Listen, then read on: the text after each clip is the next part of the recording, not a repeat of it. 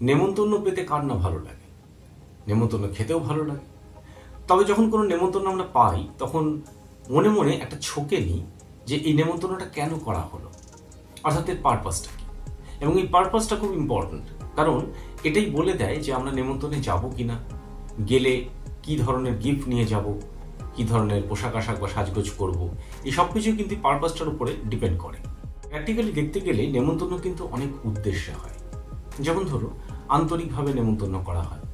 ঠাকুরমা স্বামীজির উৎসবের চিঠিগুলো যখন বাড়িতে আসতো, সেগুলো নিশ্চয়ই কোনো গিফট ভাউচারের সঙ্গে আসতো না, কিন্তু সেগুলো একটা অদ্ভুত আনন্দ নিয়ে আসতো।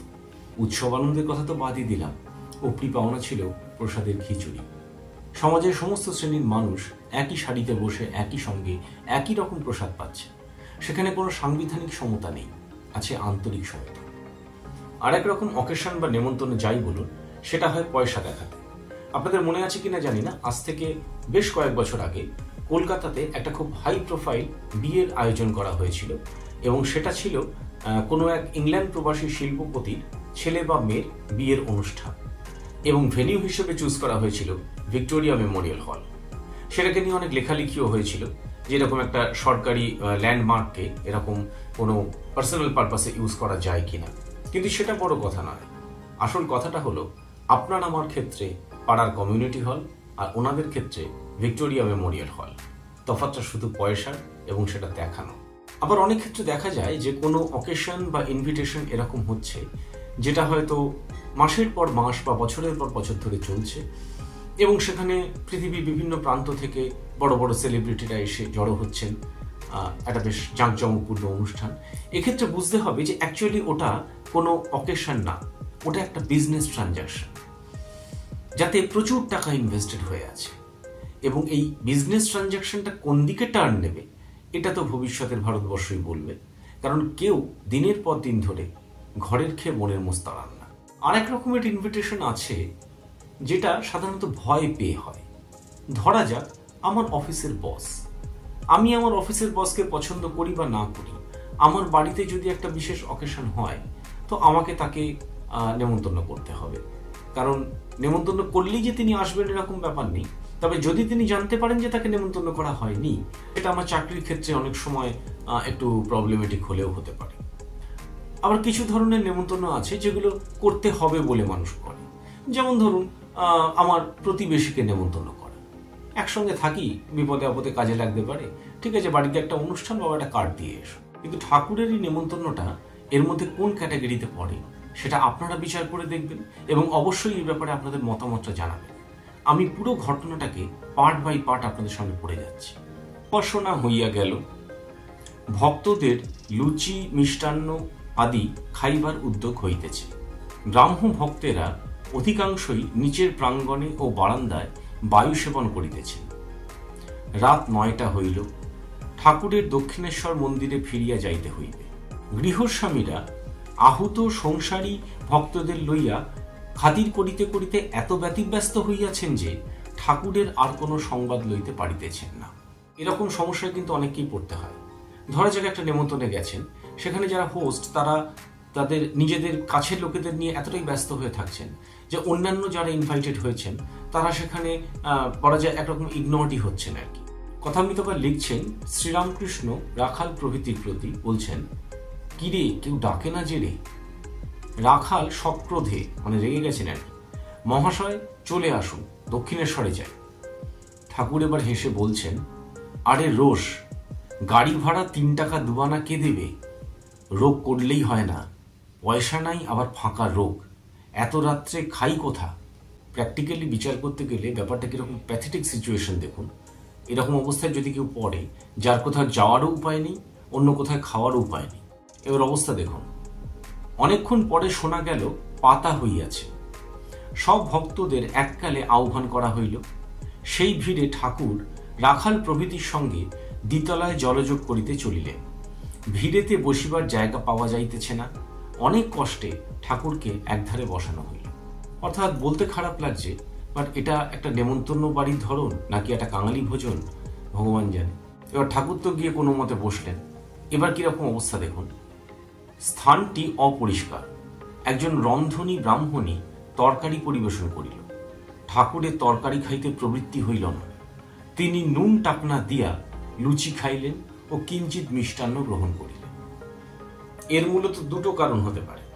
প্রথমত, তরকারি বা রান্নাটাই ভালো হয়নি, আর দ্বিতীয়ত অরিজিনাল যে রান্নাটা সেটা শেষ হয়ে গেছে। এখনকার দিনে যেটাকে আমরা পাইলিং বলি না, যে অরিজিনাল যেটুকু পড়ে আছে তার মধ্যে জল টল দিয়ে কিছু একটা করে জিনিসটাকে বাড়িয়ে নাও, যেটা সেটা যেরমই খেতে হোক না কেন অ্যাটলিস্ট পাতে দেওয়ার মতো হবে। এখন এই দুটোর মধ্যে যে কোনো একটা, তার বাইরে তো কিছু হতে পারে না। মাস্টারমশাই অবশ্য লিখছেন, ঠাকুর দয়া সিন্ধু, গৃহস্বামীদের ছোকরা বয়স, তাহারা তাহার পূজা করিতে জানে না বলিয়া তিনি কেন বিরক্ত হইবেন? তিনি না খাইয়া চলিয়া গেলে তাহাদের অমঙ্গল হইবে, আর তাহারা ঈশ্বরকে উদ্দেশ্য করিয়াই এই সমস্ত আয়োজন করিয়াছে। সবই বুঝলাম, কিন্তু ব্যাপারটা হচ্ছে যে যদি ছোকরা বয়সী হয় তাহলে এত বড় দায়িত্ব নিতে কেউ বলেনি। কারণ ঠাকুরকে অবতার হিসেবে চিনেছেন কজন?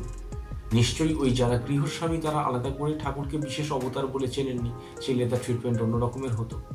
তো সুতরাং একটা মানুষকে বা অনেকগুলো মানুষকে আমি নেমন্তন্ন করে আনলাম, অথচ তাকে ঠিকঠাক মতো খেতে দিলাম না, তার সঙ্গে ঠিকঠাক মতো ট্রিট করলাম না, এর মধ্যে গৌরব বা আনন্দ কোনোটাই তো আছে বলে আমার মনে হয় না।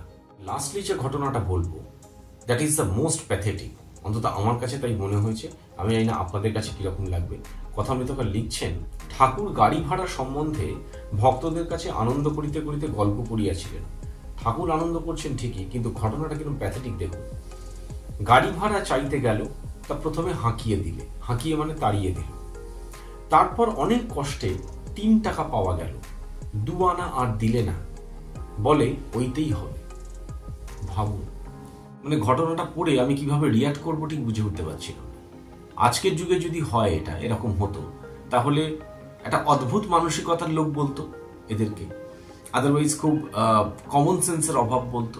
অনেকে আবার এদের কিন্তু খুব মিন মাইন্ডেডও করতো।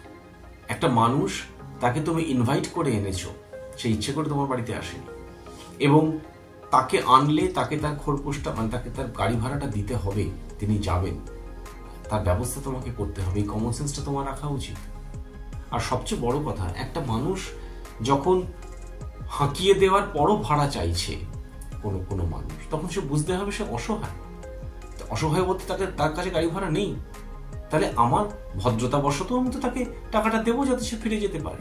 অ্যান্ড সবচেয়ে বড় কথা হচ্ছে যে আমি জানি না শ্রীরামকৃষ্ণ গবেষক যারা আছেন তারা এই ব্যাপারটাকে কোনোদিন হাইলাইট করেছেন কিনা বা এই ব্যাপারটাকে নিয়ে ভেবেছেন কিনা, যে এই যে 3 টাকা 2 আনা, এটা তো রিকোয়ার্ড ছিল ঠাকুরের দক্ষিণেশ্বরে ফেরার ক্ষেত্রে। পাওয়া গেছে কিন্তু 3 টাকা।